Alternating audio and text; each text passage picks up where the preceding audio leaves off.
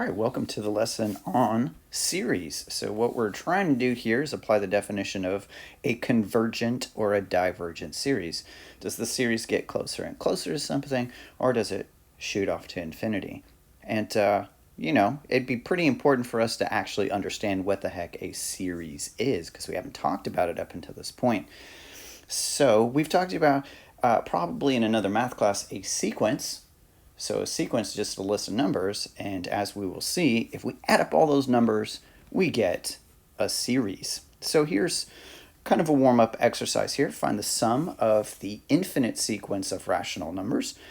So just take a look there. So I'm adding up an infinite number of things, and you might think, if I add up an infinite number of things, this should shoot off to infinity. Well, sometimes it does, but sometimes it also does not. So finding a sum of an infinite sequence, that is specifically a series. And our major concern for this lesson is, does that series converge? Does it get close to a number, a finite number, or does it not? Does it diverge? Does it diverge to infinity? So the series in question, the one that's on the screen right now, is one you're already familiar with. Just take a look at the digits there. And if I add up all those digits, I should get closer and closer to this famous number called pi. Okay, so one thing that I'd like for you to notice about this, like I'm adding up an infinite number of things, but look at those things. All of these things, all of these terms in this sequence here are getting smaller and smaller. They're approaching zero. And that's going to be one of the things that's absolutely necessary in order for your series to converge. But it's not a guarantee. Just because your terms of your series are approaching zero, maybe they're not approaching zero fast enough, and the series still does not converge. Okay? So, taking a look at the slide for this, the objective slide, the picture here is taken from a Frank and Ernest cartoon, being able to apply the definition of convergent or divergent series. And he goes, "Zeno didn't come into work today, and just wait until you hear his excuse." So this, of course, references one of Zeno's paradoxes.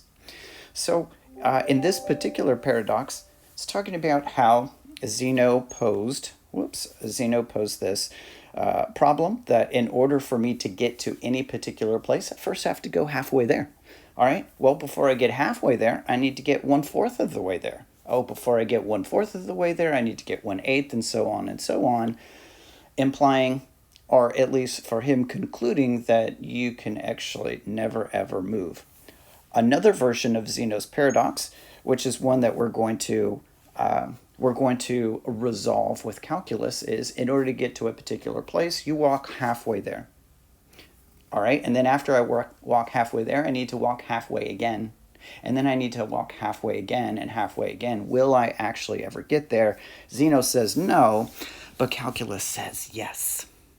Okay, so let's talk about the difference between a sequence and a series. So a sequence is just an ordered list of terms. We just write them out. So an example of this might be something like the Fibonacci numbers. 1, 1, 2, 3, and so on, right?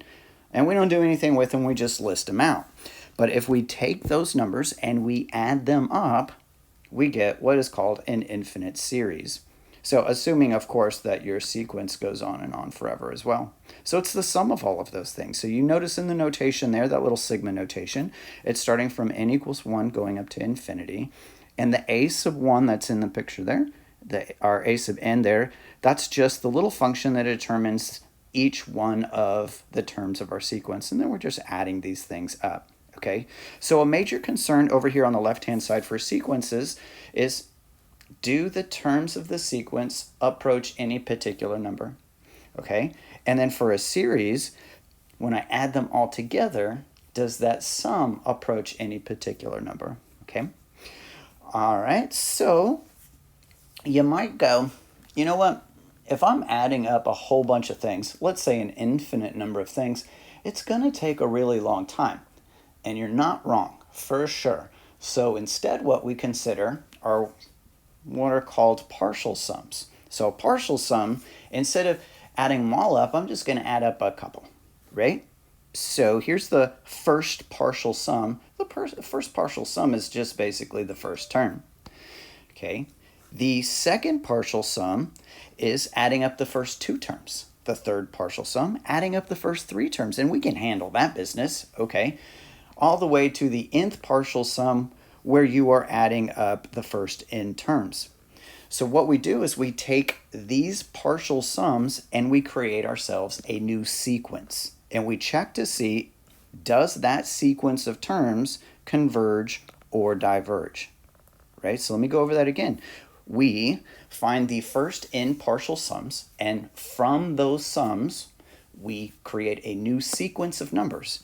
Those new sequence of numbers is the first sum, the second sum, the third sum, and so on, and see if that sequence of numbers actually converges. If it converges, so does the series, and as a matter of fact, the limit of the partial sums will be the exact same thing as the sum of the series. So that is going to take us to the definition of convergent and divergent series. So for the infinite series, we got the summation from n equals 1 to infinity of a sub n, where a sub n are the individual terms of our sequence. Then the nth partial sum is given by s sub n is equal to the first term plus the second term plus the third term, all the way to the nth term. All right? And then if the sequence of partial sums, the notation there, that's set notation, where we have in curly brackets our n partial sums. So we've made ourselves a sequence of our n partial sums. If that converges to S, then the series also converges, and S is the sum of the series. To get that S, after you have your sequence of partial sums, you take the limit, and you check to see whatever it is trying to approach. If that limit is finite, if that limit exists, then the series must converge to that particular sum. However, if it diverges, we take the limit of that thing and it diverges, goes off to infinity or negative infinity, then the whole entire series diverges too.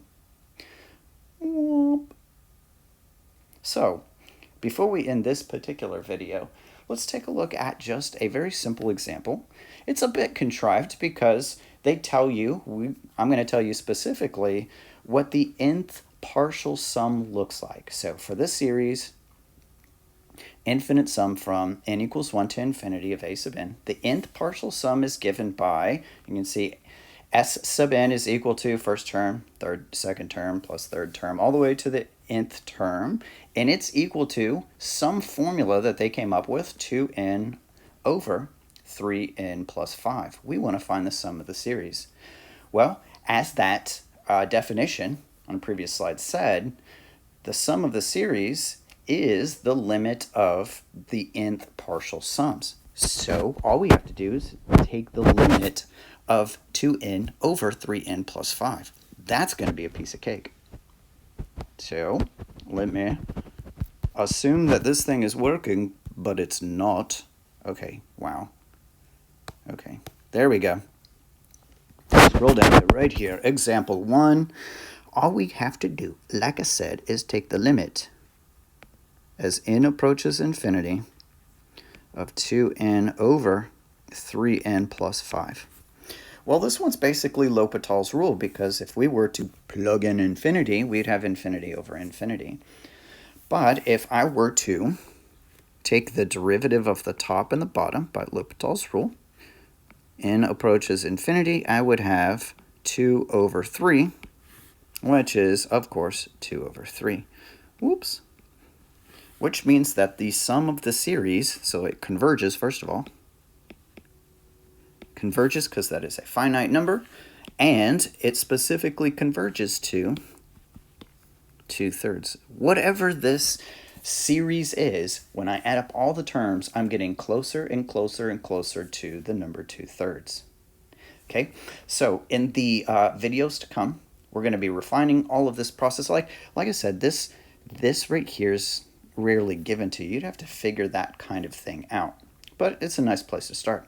Now, another little thing about this is these n values, this is discrete. In other words, it goes from 1, 2, 3, 4, and so on, and it really doesn't make sense to apply the same kind of rules that we did for continuous functions when we're taking limits. So really what we do is that we associate it with a function, limit as x approaches infinity, of 2x over 3x plus 5, where this thing here is continuous. So it's kind of like this. Let's say that I have some sort of function, and this function is continuous. But the actual terms of the sequence would just be discrete dots on it. All right? So that's kind of the way that we're getting around the fact that our function itself, our function that's going to come up with our nth partial sums, is discontinuous. It's just a set of dots. Okay, like I said, in the videos to come, we're going to talk about geometric series particularly because it is a major focus of AP exam when it comes to series.